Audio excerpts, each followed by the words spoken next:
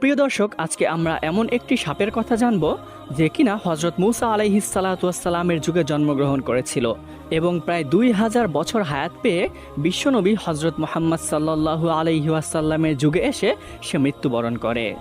অনেক যুগ আগের কথা, মিশরের প্রাচীন ভূমিতে নবী মূসা আলাইহিসসালাম মহান আল্লাহ রব্বুল আলামিনের বাণী পৌঁছে দিচ্ছিলেন তার কওমের মাঝে। সেখানকার জঙ্গলের ছোট্ট একটি টিলার পাশেই বসবাস করত এক অদ্ভুত ধরনের সাপ।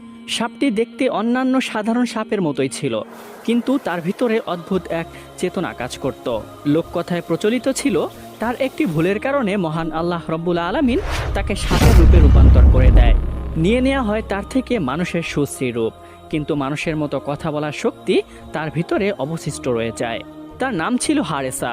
সে প্রায়শ্চিত্ত করতে পারেনি, তাই মহান আল্লাহ রব্বুল আলামিনের কাছে ক্ষমা প্রার্থনার জন্য সে সুযোগ খুঁজতে থাকত। একদিন সেই হারেসা সাপ পাহাড়ের উপরে নিঃসঙ্গ সন্ধ্যায় বসেছিল। হঠাৎ করে সে আকাশ থেকে একটি উজ্জ্বল আলো দেখতে পায়। প্রথমত হারেসা মনে করলো সেই আলোটি হয়তো বজ্রপাত থেকে সৃষ্টি হয়েছে, কিন্তু পরক্ষণে সে খেয়াল করলো আলোটি নিমিষে মিলিয়ে যাচ্ছে না। যা বজ্রে সাধারণত হয়ে থাকে তা কিছুক্ষণের জন্য স্থায়ী হতে লাগলো। তখন সে ভালোভাবে লক্ষ্য করলো এবং দেখতে পেল পাহাড়ের উপরে হযরত মূসা আলাইহিসসালাম মহান আল্লাহ রব্বুল আলামিনের সাথে কথোপকথন করছেন। হারেসা সাপটি একটু দূরে অবস্থান করছিল, কিন্তু তা সত্ত্বেও মহান আল্লাহ রব্বুল আলামিনের বাণী অনেকটাই স্পষ্টভাবে সে শুনছিল। তখন সে শুনতে পেল মহান আল্লাহ রব্বুল আলামিন হযরত মূসা আলাইহিসসালামকে বলছেন, হে মূসা, শুনে রাখো, আমি তোমাকে পছন্দ করেছি এবং তোমাকে যেমন প্রেরণ করেছি এমন আমি তোমার পরেও আরও অনেক নবী ও রাসূল প্রেরণ করব। কিন্তু শেষ যুগে আমি একজন নবী প্রেরণ করব, যার নাম হবে আহমদ। তখন মূসা আলাইহিসসালাম মহান আল্লাহ রব্বুল আলামিনকে জিজ্ঞাসা করলেন, ইয়া রব্বুল আলামিন, আপনার নবী এবং তার উম্মতরা কেমন হবে? তখন মহান আল্লাহ রব্বুল আলামিন বললেন, সে হবে দয়া ও করুণার উৎস। সে কেবল মানুষের জন্য নয়, বরঞ্চ জিনজাতি এবং সমস্ত সৃষ্টিগুলোর জন্য সে হবে রহমত স্বরূপ।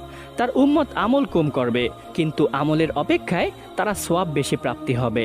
সে আমার শেষ বাণী পবিত্র কোরআনে কারিম নিয়ে আসবে। এবং মহান আল্লাহ রব্বুল আলামিন আরও বললেন, সেই নবীর প্রতি যে ঈমান আনবে তাকে আমি মুক্তি দিব, তাকে যে ভালোবাসবে সেই ব্যক্তিকে আমিও ভালোবাসবো।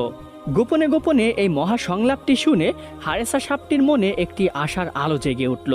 সে মনে মনে ভাবতে লাগলো, যেই নবীকে মহান আল্লাহ রব্বুল আলামিন এতটা ভালোবাসেন, সেই নবীর মুখ দিয়ে যদি আমি ক্ষমা প্রার্থনা করে দোয়া চাইতে পারি, তাহলে অবশ্যই মহান আল্লাহ রব্বুল আলামিন আমাকে ক্ষমা করে দিতে পারেন। পরের দিন সকালবেলায় মূসা আলাইহিসসালাম মাঠের প্রান্ত পথ দিয়ে কোথাও একটি হেঁটে যাচ্ছিলেন। হঠাৎ করে তিনি পিছন থেকে